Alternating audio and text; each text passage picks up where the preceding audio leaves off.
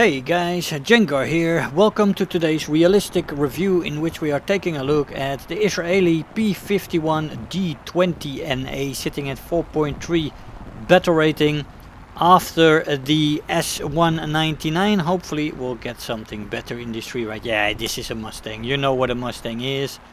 It is your regular, steady, awesome performance from higher altitudes. Down, boom and zooming, energy fighting, fantastic. And this Mustang is no different. So let's have a look at this plane, shall we? The maximum speed in the Mustang is 565 kilometers an hour without WEP on sea level, 590 with WEP. At 4,500 meters she'll go up to 516 without WEP and 526 with.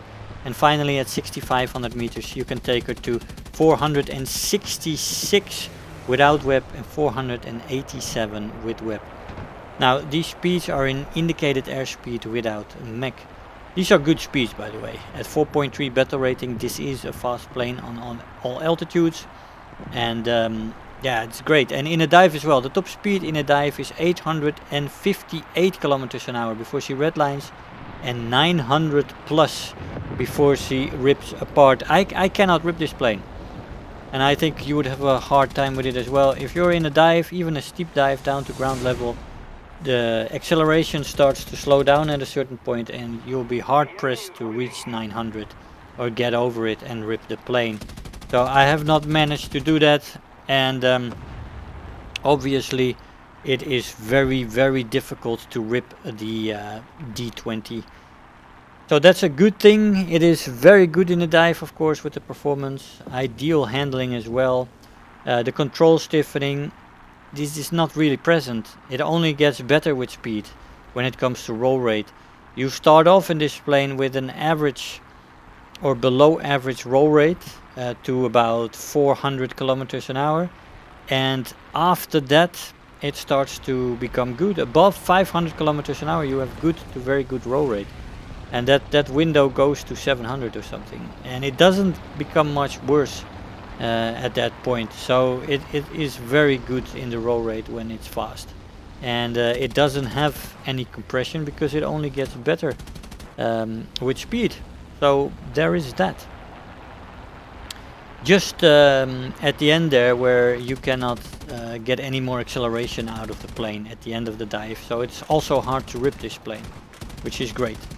So control stiffening is not an issue on this plane. You should feel happy and free in a dive to get whatever you want.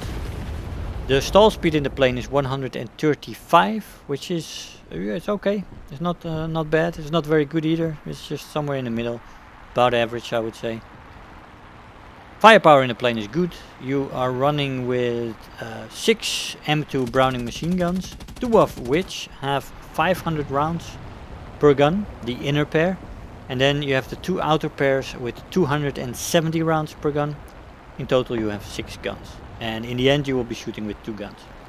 I use the ground target belt because I like the AP rounds combined with the API rounds. A little bit of incendiary, but not the main focus on incendiary, and also not only AP rounds. So it's a good mix for me, the ground target belt.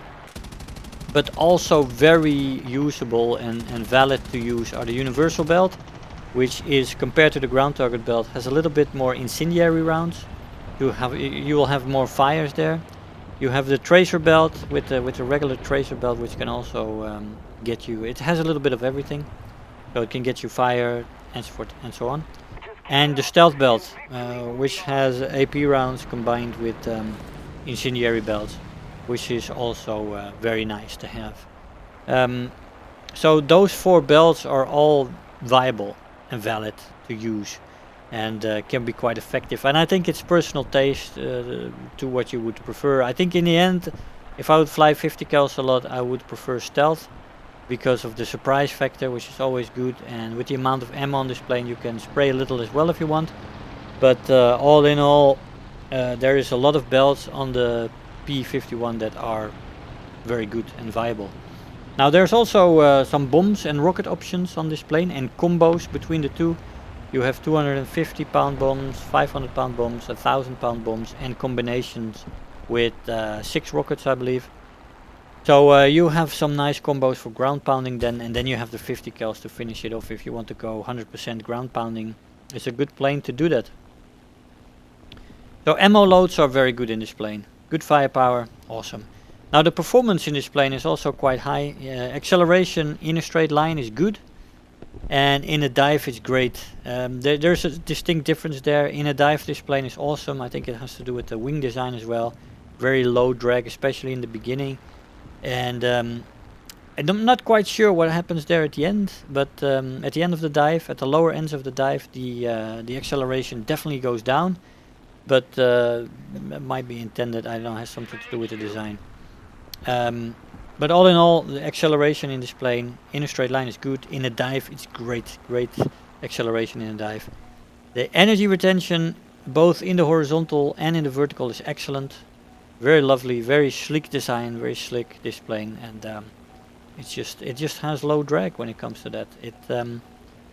It holds its energy very well. That makes it ideally suited for boom and zooming, and the boom and the zoom goes very nice with the acceleration. You get a quick boom, and then the zoom is very pleasant as well, because in the vertical the performance is excellent as well. You have also a good climb rate in this plane. It is not exceptional. I mean, there is some planes with air start. There is some planes like the Spitfire, the 109, and there's other planes that climb great or excellent or fantastically. And this plane climbs good, but it doesn't come in that range. It doesn't come in that excelling range in climb rate. But it's still better than decent, man. It's good climb rate in this plane. I can only say that you can definitely, with a little bit of side climbing, you will need that against the planes that are exceptional in climb rate. So there is that.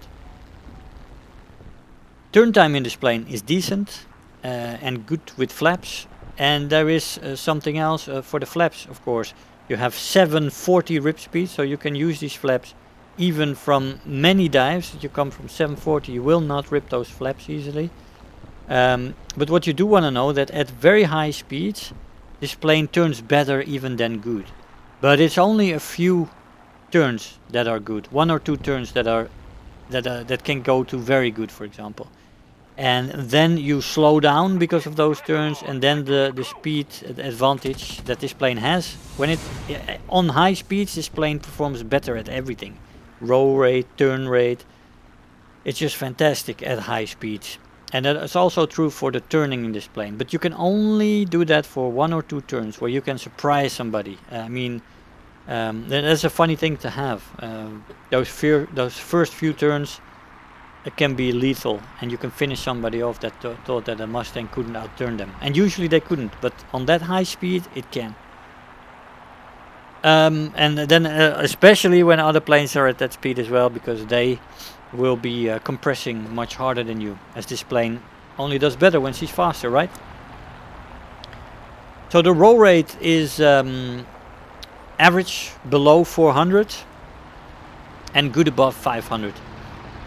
So yeah, it's when you are at average speeds like 400, 450, you think like, what is this roll rate? It's not very good, but as you pick up speed, it becomes better and better. That's why you need some time to set this plane up with a little bit of side climbing, get the altitude, and then work from there, because that is really what a Mustang is. This is never a meta plane. It needs time, it needs nurturing to get this plane into a position where it can be fan-freaking-tastic.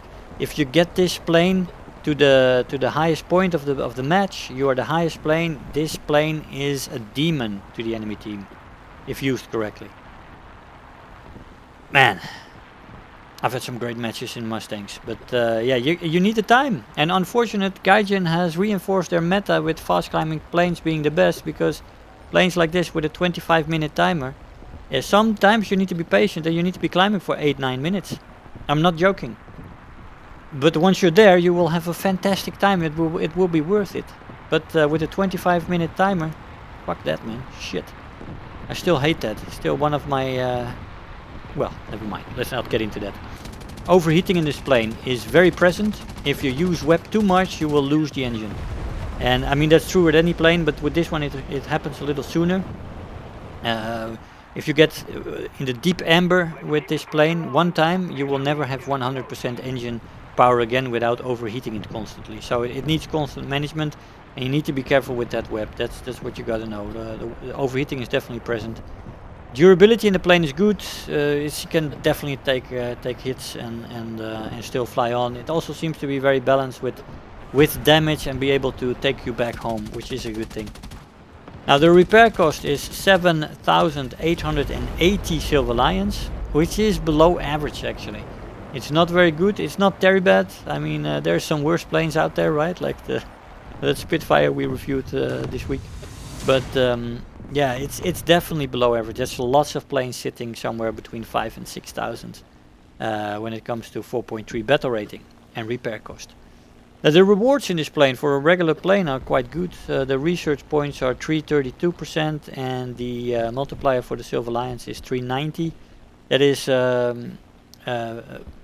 almost the best in rank 4 Israeli, 390. It seems to be good rewards for this plane when you fly it for a regular plane. But that is a nice thing to have, and for the fighting style in this plane, for the how do you need to fly it, is really energy fighting and boom and zooming. This is this plane is made for boom and zooming, with the performance, with the excellent control you have in a dive, and the speeds you can manage. It is great with the energy retention. So in the vertical.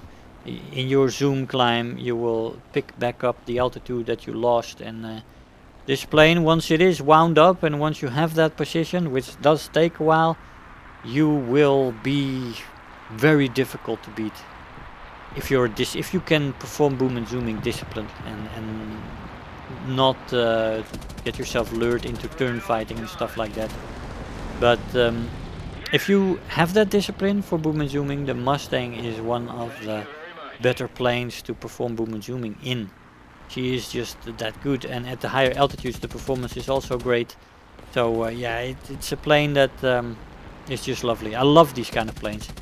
I just hate what Gaijin did with the direction of the air RB mode and the 25-minute timer and all that jazz. I've talked about that in plenty of videos over the years. I still hate it. It sometimes makes me have to take a break for a while, as I get 3, 4, 5 matches in a few days ruined because of that timer, where I could have had 8, 9 kills, but I only got 4 because well, timer ran out. I mean, that kind of stuff is just damaging to your mental health, and especially in a Mustang you need that time, and it can definitely happen to you in a Mustang where you are the highest plane, you've killed a few planes, and there's still 3, 4 left, all lower than you, and then you see you only have 2 minutes left, and you cannot finish this epic carry, and that's just annoying. But this plane is fantastic. Looking at everything, I really enjoy the Mustangs, and this plane is absolutely devastating when used correctly. Even in 25 minutes you can still do a lot of damage to the enemy team. So yeah guys, there is that. I will see you in the conclusion. Hey guys, so here we are after the match. Now the P-51D-20 NA for the Israeli is like your regular Mustang, like the premium American plane. It is a fantastic boom and zoomer and energy fighter coming from the higher altitudes. She can be absolutely magnificent.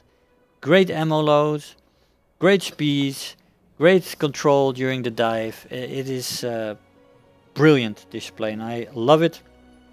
And at your final approach you need to be a little bit careful, as she can roll off center a little bit, but it's not too big of an issue if you don't, in the final part of your dive, don't move too much on the target. Because if the target moves too much, you can roll off that target. But all in all, I love the Mustangs. They're great, good firepower, great options, very versatile with bombs and rockets. Can ground pound, can be a great fighter, and when you're fast, she can turn a few turns excellently as well. So there is that. There is some surprises up the sleeve of a Mustang pilot that can be right scary. And also in a dive, it is very difficult to rip this plane. So there is that as well. So she's very sturdy, very survivable, and for me, one of the iconic planes of this game. Anyway, guys, I hope you enjoyed the video. I want to thank you all for watching, and I'll see you guys next time. Bye bye. If you're new here, make sure to hit the subscribe button, become part of this community.